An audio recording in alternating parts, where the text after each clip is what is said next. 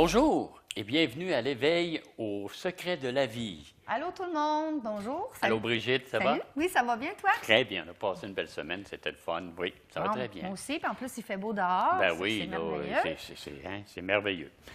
On va, Brigitte, cette semaine, faire un retour. Qu'est-ce qu'on va faire exactement cette Mais en semaine? fait, c'est ça. Je crois qu'avec ce qu'on a parlé la semaine dernière, on a parlé de tout plein de choses qui avaient un lien avec la réincarnation. Mais j'aimerais ça cette semaine qu'on s'attarde un petit peu plus, qu'on revienne un peu sur les dimensions de l'être humain et ensuite qu'on parle un peu de la naissance, l'âme quand elle décide de s'incarner. Alors, au moment de la naissance, qu'est-ce qui se passe? Oui, on a expliqué un peu qu'est-ce que c'était la semaine passée, mais là, on va aller plus en profondeur. C'est ça. On va parler du choix des parents, du choix de OK. nos parents, parce que ça ne se fait pas comme ça, là. C'est pas à l'improviste. L'entrée dans la chair, comment l'âme entre dans la chair, dans un corps physique, et aussi la conception. Au moment de la conception, là, l'âme, elle entre quand, là? Qu'est-ce qui se passe avec ça? On avait jasé un petit peu, mais je vais essayer d'être un petit peu plus précise dans tout ce que j'ai dit la semaine dernière. OK. Est-ce qu'on va pouvoir parler aussi des 4 composantes que l'être humain a pour...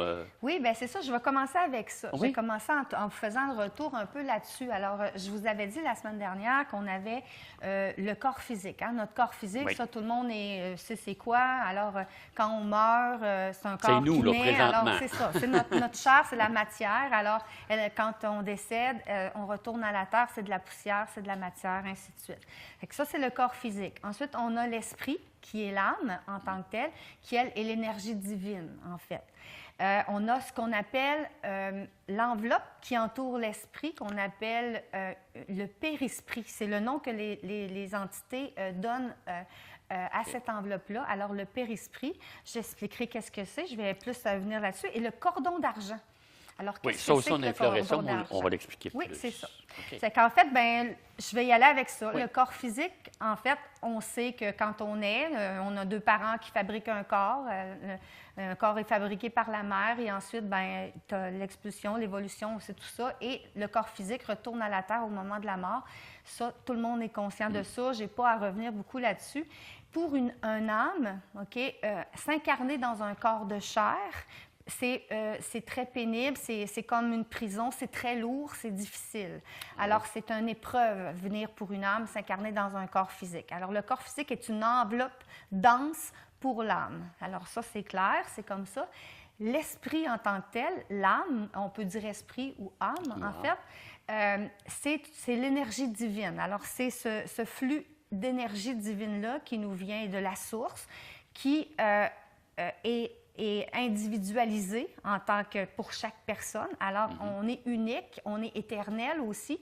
Alors, et on vient sur Terre évoluer des choses. Alors, l'esprit, l'âme, c'est vraiment une partie de l'étincelle divine, c'est-à-dire une étincelle de la source qu'on pourrait appeler Dieu ou différents noms selon les traditions religieuses, comme je vous ai expliqué.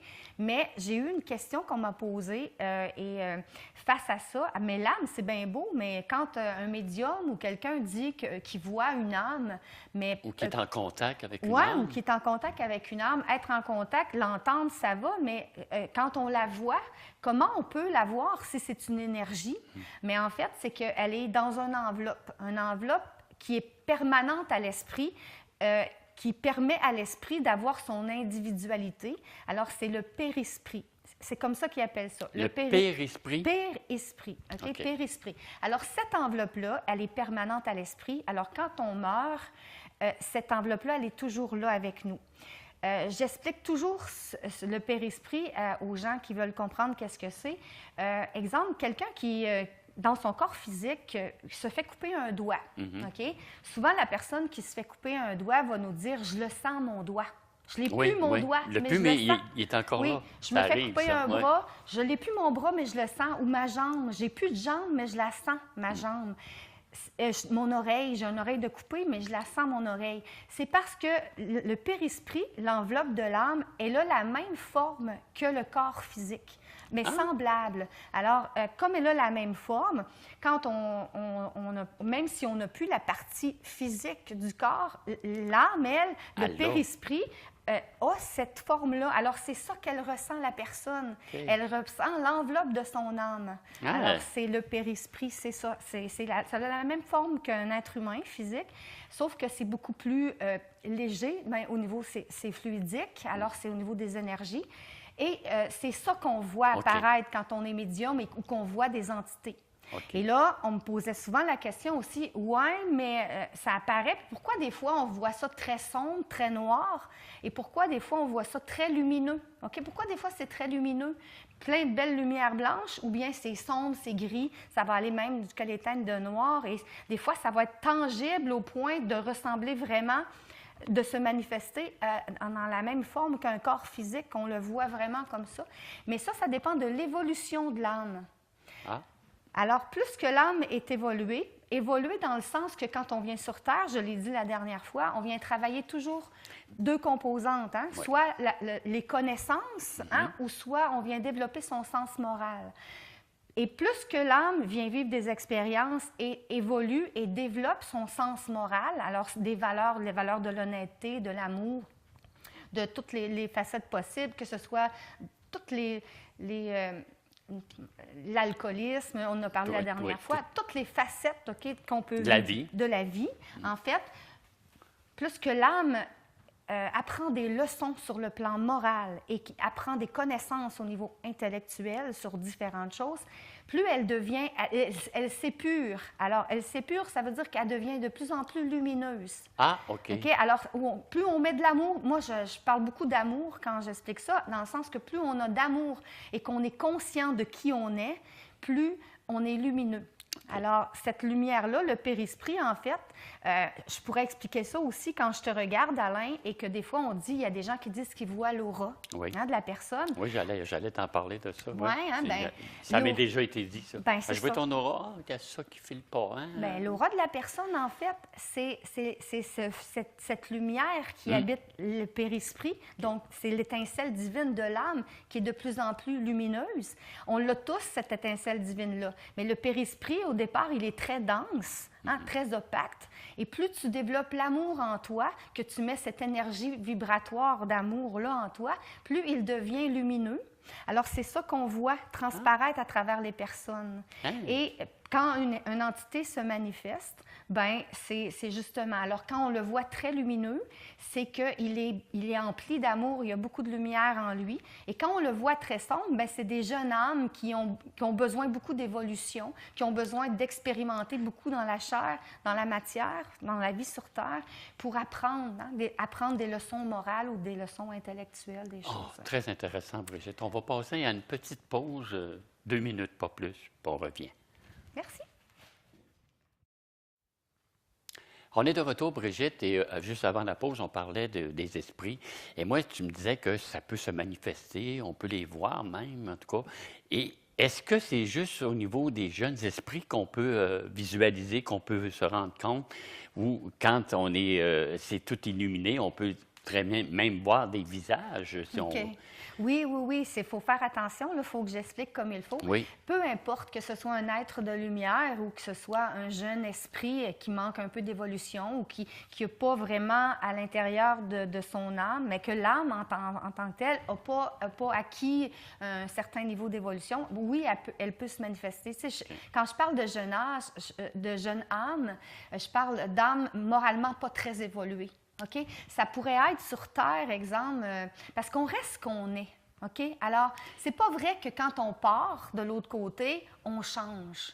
Donc, comment Alain pense aujourd'hui, au moment de ta mort, Alain, dans ce corps physique-là, ton âme, dans ton enveloppe de périsprit, va rester la même. Alors, ta pensée va rester la même. L'amour que tu avais pour les êtres, la rancune, la haine que tu avais, la colère que tu avais, tout ce que tu es va rester identique. Alors, quelqu'un qui, sur Terre, exemple, est méchant, fait des meurtres, tue, est malhonnête, peu importe, tu restes ce que tu es. Quand tu ne crois pas en rien de l'autre côté non plus, tu restes ce que tu es. Tu arrives de l'autre côté, tu ne comprends pas, mais à un moment donné, tu n'as pas le choix de comprendre. À un moment donné, tu finis par comprendre. Mais comme tu restes ce que tu es, des fois, quand on est un être humain, on s'attache aux biens matériels, on s'attache à notre maison, on va s'attacher à des êtres en particulier. Des fois, on a de la rancune. Il y a des gens qui ont beaucoup de colère, ils ont des chicanes avec des personnes et ça dure depuis des chicanes de frères. Même familiales, oui, c'est ça que j'allais dire. Oui. Ou même, des fois, c'est des gens que tu connais pas du tout, puis de la méchanceté envers les êtres. Tu sais, je parle à des tueurs en série ou peu importe. Les problèmes de hantise, en fait, là, c'est souvent des âmes, OK, comme ça, des âmes qui n'avaient aucun sens moral dans leur vie humaine. Et c'est eux, quand il y a des problèmes de hantise, qui viennent faire des choses très méchantes. Donc, ils vont se manifester et vont être très méchants envers les êtres humains, aller jusqu'à les influencer. Mais une âme de lumière, un défunt avec lequel, exemple, Alain, tu meurs, tu viens me rendre visite en tant qu'âme, je vais voir la bonté d'Alain. Alain, tu vas être ce que tu es. Je suis pas méchant. Non, bien, c'est ça. Alors, on peut les voir, les entités comme ça. Puis oui, des fois, on les voit, puis on est capable de les reconnaître avec le corps qu'ils ont. Ils vont se manifester souvent parce que c'est de l'énergie. De l'énergie, c'est malléable. Alors, ça se transforme. Le périsprit peut se transformer et prendre l'apparence que tu avais dans ta vie physique pour que la personne te reconnaisse. Et c'est la même chose de l'autre côté, dans l'au-delà. Okay. Parce que comme on se réincarne toujours avec les mêmes âmes, souvent c'est les mêmes âmes qui se réincarnent ensemble, quand on arrive de l'autre côté, pour qu'on puisse se reconnaître en tant qu'âme, parce que quand on n'a pas le voile physique de l'incarnation, on se souvient de nos vies antérieures et de ce qu'on était. Alors, on prend l'apparence de ce qu'on avait peut-être l'air dans notre autre vie pour que les autres âmes se reconnaissent entre eux. Alors, c'est comme ça que ça fonctionne. J'ai une question qui me vient en tête, là. Mettons que quand on a la chance de vieillir plus vieux, puis qu'on dit qu'on atteint de la sagesse, est-ce qu'on devient plus illuminé à quelque part? Mais pas nécessairement, parce qu'un enfant peut décider de venir au monde. Un âme vient au monde et meurt à 3 ans, mettons. OK? Souvent, des fois, c'est épeurant, ça. C'est peut-être épeurant, mais en fait, quand on comprend comment ça fonctionne de l'autre côté, c'est pas plus injuste que quelqu'un qui vit... parce que, en fait, l'âme... Comme on prépare notre venue sur Terre, l'âme, elle le savait déjà, qu'elle allait avoir seulement 3 ans ou une petite période à venir expérimenter dans ce corps physique-là. Mais en fait, peut-être que l'âme ne le fait pas simplement pour elle. Oui, elle le fait pour elle, parce qu'elle veut évoluer, elle vient évoluer, puis elle le fait vite. Sa mission, elle va être courte, mais elle va avoir beaucoup d'impact. Mais souvent, les âmes, ils vont venir s'incarner parce qu'on choisit nos parents. Alors, elle va s'incarner avec ces parents-là, mais c'est parce que l'âme a décidé d'aider à l'évolution des parents aussi.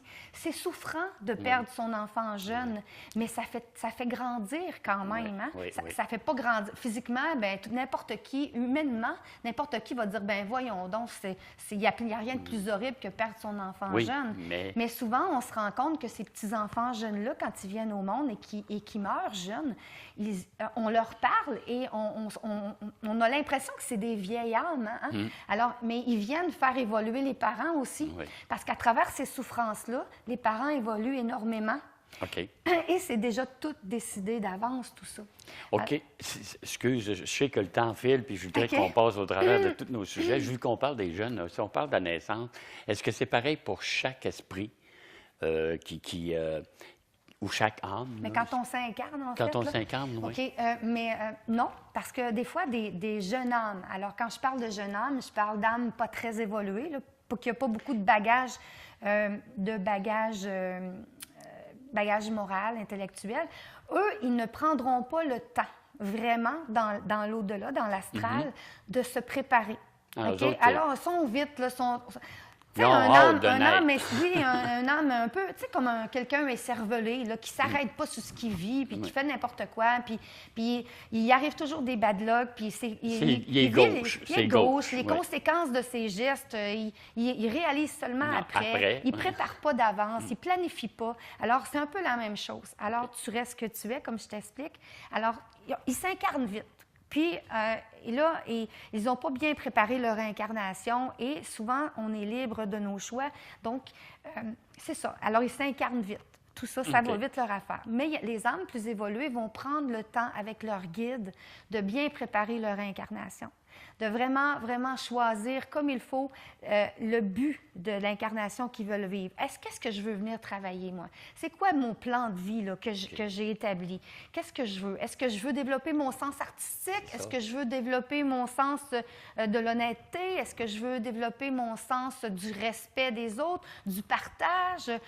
Alors, l'âme plus évoluée vient raffiner qui elle est. Alors, en préparant tranquillement, vraiment, puis elle décide comme il faut. C'est sûr que l'âme plus jeune n'est pas garochée comme ça. Il y a toujours les guides qui sont là, mais elle est pressée. Si tu veux, on va développer notre pause publicitaire. On va revenir après. Ah, c'est beau, parfait. On est de retour et Brigitte, j'aimerais ça revenir sur le Père-Esprit, là, pour que tu m'expliques exactement c'est quoi. Puis on en parle, mais je vais aller plus loin encore là-dedans parce que c'est important, parce que c'est la base. C'est la base, oui. Oui, OK. Bien, ce que je voulais compléter face à ça, là, le Père-Esprit, je vous ai dit, parce que je vous ai dit que quand le Père-Esprit est plus opaque, c'est que l'âme est jeune et n'a pas encore expérimenté suffisamment de vie et elle n'a pas un énorme bagage sur le plan moral et sur le plan intellectuel. Et plus que l'âme est évoluée, donc plus qu'elle a vécu d'expérience et qu'elle a compris des choses sur le plan moral et intellectuel, plus qu'elle a des connaissances, plus elle devient lumineuse. Okay? À l'exemple de Jésus, qui était un être d'amour pur, quand il s'est incarné sur terre, alors quand il se manifeste dans sa lumière, il n'est que lumière. Exemple, les gens vont comprendre avec ça, ce que je veux dire. C'est un très bon exemple. Alors, dans le Père-Esprit, le Père-Esprit, c'est l'enveloppe permanente de l'âme et tout ce que tu viens vivre, de vie en vie, est emmagasiné, que ce soit négatif ou positif, est emmagasiné dans cette enveloppe de Père-Esprit-là, dans ton âme, mais dans l'enveloppe. Et ça reste, OK? Et c'est pour ça que quand tu retournes dans l'au-delà, OK? Quand tu retournes après une vie de l'autre côté, tu ne peux pas te cacher. Tu ne peux pas cacher qui tu es. Tu ne peux pas cacher que tu n'as pas développé, tu as de la haine envers telle personne, tu as telle colère envers telle chose, que tu n'as pas développé l'amour en toi sur telle facette, telle chose. Tu ne peux rien cacher parce que tout est là dans ton périsprit et comme tu n'as plus le voile de l'incarnation, comme toi, tu pourrais très bien me cacher. Là, je connais Alain qui, à l'intérieur de lui, aurait à travailler sur la jalousie. Okay. Je ne peux pas savoir, en te regardant physiquement, Alain, si tu as acquis ça. Okay? Je l'ai travaillé. C'est correct, mais moi, je ne le sais pas parce que tu as une enveloppe physique et je ne vois pas ton âme en tant que telle. Okay. Je ne vois pas ton enveloppe de Père-Esprit. Mais de l'autre côté, on n'a pas le corps physique. Alors, l'âme, elle est ouverte. Donc, toutes les âmes, on peut voir qui on est. On est transparent. On est transparent avec nos défauts, nos qualités, avec ce qu'on est vraiment. Et humblement, c'est comme ça qu'on comprend puis qu'on évolue. Parce que humblement, on ne peut rien se cacher de l'autre côté. Et c'est là qu'il faut être humble et prendre conscience de ce qu'on a à travailler et de nos acquis. Et c'est de même que ça marche. Alors, dans l'enveloppe du Père-Esprit, on voit tout. Okay. Et de l'autre côté, tu ne peux pas en faire de cachette. Parfait. Alors, c'est ça. Et notre corps physique et l'âme, le périsprit, l'enveloppe, est relié à ton corps physique par un cordon qu'on appelle le cordon d'argent. Oui, un cordon d'argent, on avait effleuré un petit peu là-dessus. Alors, pour faire vite, pour expliquer quand même assez vite, le cordon d'argent, en fait, quand on peut réussir à le voir, il y a une forme blanche, lumineuse, argentée. C'est un peu aplati et c'est à peu près de 5 à 6 cm de diamètre. Okay. Et c'est situé dans le périsprit qui a la même forme que le corps physique. C'est situé à peu près au niveau du milieu du sternum à aller jusqu'à peu près au centre du ventre. Okay. Et plus que l'âme est évoluée, ça c'est un autre signe que de l'autre côté, on ne peut pas tromper personne. Quand on le voit, plus tu es évolué, plus il est vers le cœur, donc au centre du sternum. Et moins tu es évolué, plus il est bas. OK? Et ce cordon-là, c'est ce qui relie ton périsprit à ton corps physique. Et la seule façon qu'il se rompt, parce que que ça se termine, c'est au moment de la mort. OK. Alors, peu importe la mort dont tu vas finir, le cordon se rompt, soit par vieillesse, par maladie, alors il s'effrite doucement. Et c'est le fluide vital, le fluide énergétique du périsprit, de l'âme, qui est transmis au corps physique de cette façon-là. Alors, avec la vieillesse, la maladie, le cordon s'effrite et tranquillement, c'est une mort qui est très douloureuse, mais en fait, pour l'âme, c'est la plus facile.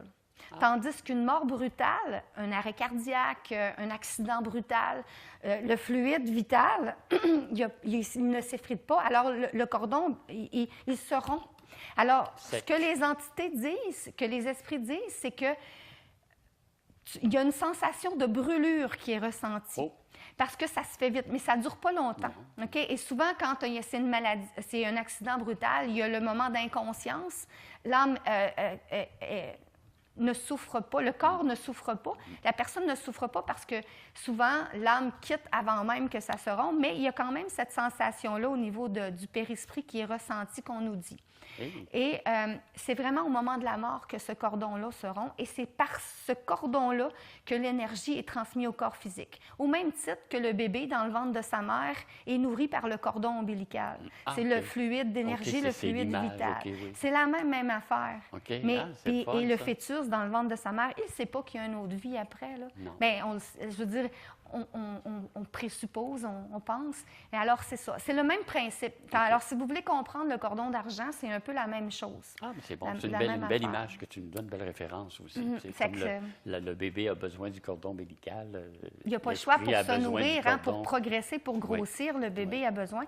Et pour vivre sur Terre, le corps physique a besoin de ce fluide énergétique-là qui est transmis par l'esprit, par l'âme, mais par le cordon d'argent qu'on appelle. Bon, ben merci beaucoup, Brigitte. Ben, ça me fait plaisir. C'est déjà tout pour cette semaine. Non, on peut continuer. On peut lire. Ah, on peut lire. Tu n'avais pas une petite histoire? Oui, j'aime ça finir avec ça. OK, vas-y, alors, on a le temps. Ma petite histoire, en fait, c'est une histoire qui est hindoue un petit peu. Ah oui? Alors, mais ça nous rappelle qu'en fait, encore une fois, il n'y a rien qui arrive pour rien dans la vie. Donc, j'y vais. C'est un monarque hindou qui avait un ministre qui était célèbre pour sa sagesse et qui venait consulter souvent. On venait le consulter de loin parce qu'on trouvait qu'il était très sage. Oui, un maître, en fait. À tous ceux qui, dans le désespoir et le malheur, lui demandaient conseil, il disait tout le temps, invariablement, « Dieu fait tout pour le mieux ». Alors, c'était sa phrase, ça. « Dieu fait tout pour le mieux ». On pourrait dire « L'univers fait tout pour le mieux ». Alors, c'est comme ça. Un jour, le roi amena son ministre à la chasse dans la jungle. En traquant un fauve, le souverain et le sage furent séparés de la suite royale et finirent par s'égarer au cœur de l'immense forêt. Vers midi, la chaleur devint accablante. Affamé, le roi s'écroula de découragement à l'ombre d'un arbre. « Ministre, gémit-il, je suis à bout de force et j'ai affreusement faim. Essaie de me trouver quelque chose à manger. » Le ministre alla cueillir des fruits qu'il offrit à son maître, mais celui-ci, dans un excès de gloutonnerie, y avait faim, fit un faux mouvement avec son couteau et se trancha un doigt. « Ô ministre, que j'ai mal !» cria-t-il en serrant son membre mutilé soigneusement dans ses mains, là, et le sang, ça saignait abondamment. Le ministre se contenta de lui dire paisiblement « Dieu fait tout pour le mieux ». Ces paroles eurent le don d'exaspérer le roi, déjà furieux de sa mésaventure, fou de rage. Il bondit sur le ministre, il le roua de coups, puis il lui dit en hurlant là, « Misérable crétin, j'en ai assez de ta philosophie, je suis en proie aux pires souffrances, puis tout ce que tu trouves à me dire, c'est « Dieu fait tout pour le mieux ». Va au diable, je ne veux plus rien savoir de toi, je ne veux plus entendre parler de toi. Alors le ministre se retira aussitôt en répétant tranquillement « Dieu fait tout pour le mieux ». Resté seul, le monarque se confectionna un bandage avec un lambeau de sa tunique, en roulant d'amères pensées face à son ministre. Là. Soudain, deux robustes gaillards surgis, se précipitèrent sur lui et le ligotèrent. Le roi n'était guère en état de se battre, et cet homme était des colosses. Ces hommes étaient des colosses. Quelles sont vos intentions? Que voulez-vous de moi? Demanda le souverain, le roi. Nous allons t'offrir en sacrifice à notre grande déesse Kali. Kali, c'est une déesse hindoue, en fait. Chaque année, à cette même date, nous avons coutume de lui rendre un hommage et nous cherchions justement une victime convenable quand au hasard propice nous a guidés vers toi. C'est impossible, protesta le captif horrifié, donc le roi. Vous ne savez pas à qui vous avez affaire. Je suis le roi de ce pays, vous devez me relâcher. Ah, bien sûr, s'éclamèrent les deux colosses. Notre vénérable Kali sera particulièrement contente lorsqu'elle verra que une personne aussi importante lui est sacrifiée, offerte, donc on va lui offerte. Alors, allons, suis-nous. Tu n'as pas le choix, tu t'en viens avec nous. Alors, le monarque fut traîné jusqu'au temple de la déesse et placé sur l'autel. Le prêtre s'apprêtait à lever son poignard lorsqu'il remarqua le bandage encore tout maculé de sang que portait la victime. Ayant constaté qu'un morceau de doigt lui manquait, il le fit sur le champ libérer en disant « Cet individu, il n'est pas digne de notre grande déesse. Nous devons offrir à Kali un homme entier parfaitement constitué. Celui-ci ne convient guère qu'il s'en aille. » Le roi se hâta de déguerpir, ravi d'avoir échappé de justesse à ce sort si funeste, et il se mit à songer aux paroles de son ministre. « Dieu fait tout pour le mieux. » Ne serait-il pas dépecé sur l'autel de Kali s'il ne s'était pas coupé un doigt par cette heureuse inadvertance? Se rappelant vivement la manière dont il l'avait insulté et brutalisé, son ministre, il sillonna la forêt en appelant le ministre afin de réparer au plus vite son injustice. Il finit par découvrir le sage qui méditait dans une clairière. Le roi l'embrassa en le suppliant de lui pardonner son erreur. Puis, il lui raconta son aventure et comment les adorateurs de Kali l'avaient relâché grâce à sa mutilation, en fait. « Sire, je n'ai rien à vous pardonner, » répondit le ministre, « et vous m'avez nullement offensé. Bien au contraire, c'est moi qui vous dois la vie. Si vous ne m'aviez pas chassé, j'aurais été capturé avec vous, et les sécateurs de la déesse m'auraient forcément immolé à votre place, puisque moi, j'étais intacte. Ainsi vraiment, Dieu fait tout pour le mieux. » Alors souvent, rien n'arrive pour rien dans notre vie. C'est ça. Dieu fait tout pour le mieux. Merci beaucoup, Ça Brigitte. fait plaisir. Oh, j'adore tes histoires, c'est le fun. Merci. À la prochaine. À la prochaine. Au revoir.